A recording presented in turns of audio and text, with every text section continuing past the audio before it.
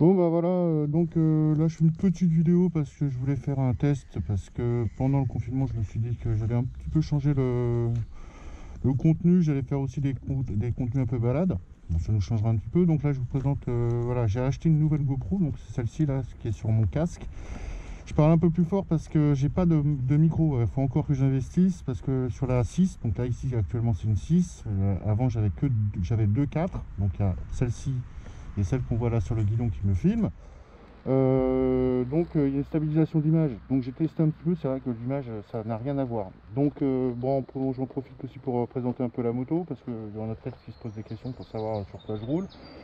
Donc je roule sur une Suzuki GSX 1200 Inazuma. Donc si quelqu'un connaît le Bandit 1200, si on regarde bien, c'est exactement le même moteur. Ce qui change, c'est les carbus, il est juste un peu plus petit. Bon voilà, il a un débit inférieur. En gros, mais ça reste une machine de guerre. À l'ancienne, hein, 98 chevaux, zéro électronique, donc pas de contrôle de traction, pas d'ABS, rien du tout.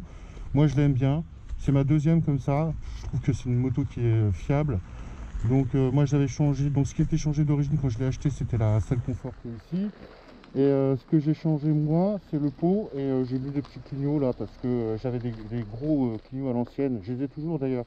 Mais je trouvais que voilà, je voulais la affiner un petit peu la bestiole, donc voilà.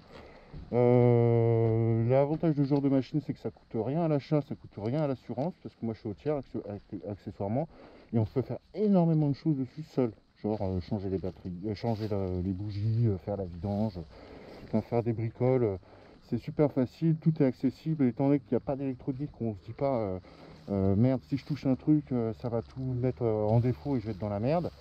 Donc avant celle-ci, j'avais une KTM. J'avais une KTM 1190 Adventure, c'était génial. C'était d'ailleurs tellement bien qu'on me l'a piqué. Et avant la KTM, j'avais exactement la même machine que ça, la même. Sauf que derrière, ouais, j'avais un pot d'évil qui envoyait bien du bois. Donc voilà.